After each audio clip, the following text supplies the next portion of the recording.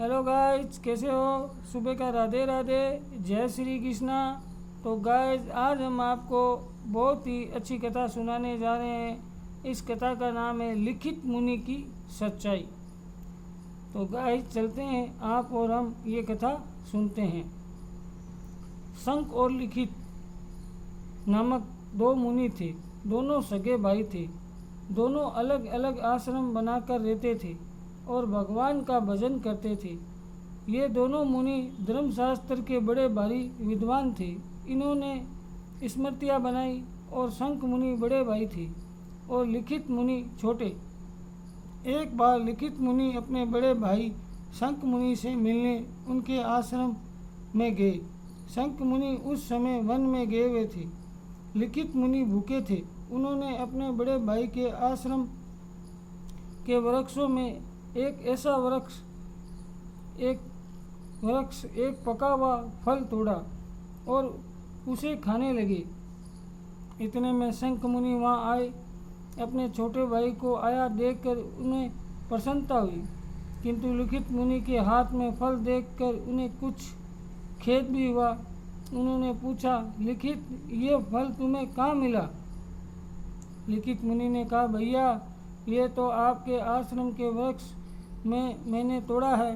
शंख मुनि बोले, यदि कोई किसी दूसरे की वस्तु उससे बिना पूछा ले ले तो उसका ये काम क्या कहा जाएगा?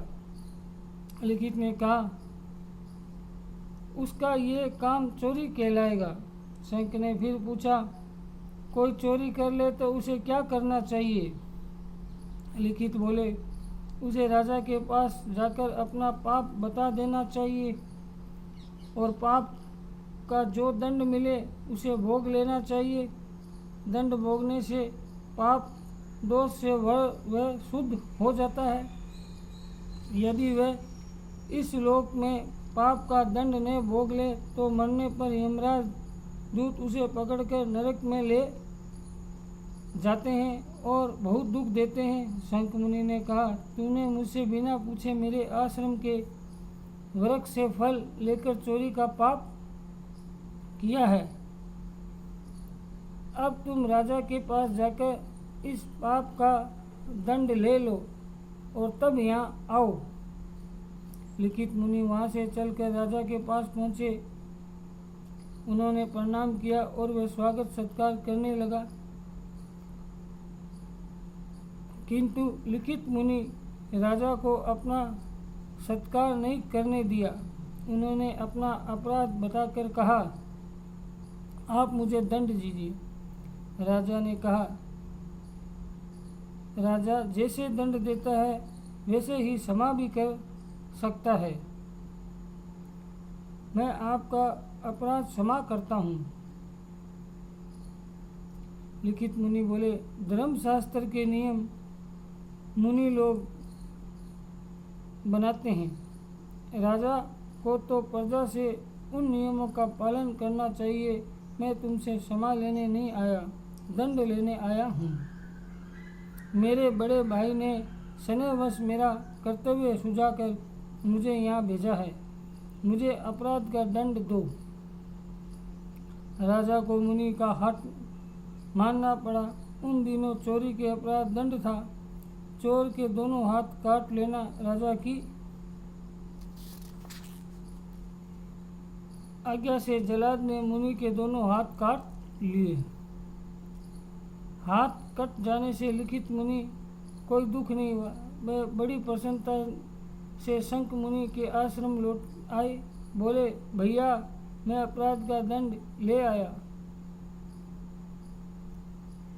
शंख मुनि छोटे भाई को हृदय से लगाया और बोले, तुमने बड़ा अच्छा किया। आओ अब स्नान करके दोपहर की संध्या करें। नदी के जल में स्नान करके जब तर्पण करने के लिए लिखित मुनि कटे हाथ आगे किए तो झट उनके हाथ पूरे निकल आए। वे समझ गए कि ये उनके बड़े भाई की कृपा का फल है। उन्होंने बड़ी नम्रता से पूछा, भैया, जब मेरे हाथ उगा ही देने थे तो आपने ही उन्हें यहाँ क्यों नहीं काट लिया? शंख मुनि बोले, दंड देना राजा का काम है, दूसरा कोई दंड दे तो उसे पाप होगा, लेकिन कृपा करना तो सदा ही श्रेष्ठ है। इसलिए तुम्हारे ऊपर कृपा करके मैंने तुम्हारे हाथ ठीक कर दिए। बिना पूछे किसी की कोई वस्तु लेना चोरी या बात चोरी है।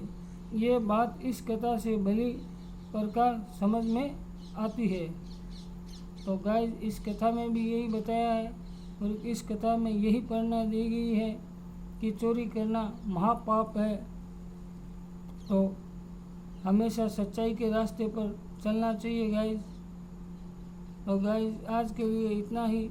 सुबह का राधे राधे, जय श्री कृष्णा, जय श्री राम। तो गाइस, हमारे चैनल को ज़्यादा से ज़्यादा लाइक करें, सब्सक्राइब करें, वीडियो देख के कमेंट करें, ताकि हम आपके लिए और भी अच्छा वीडियो बना सकें।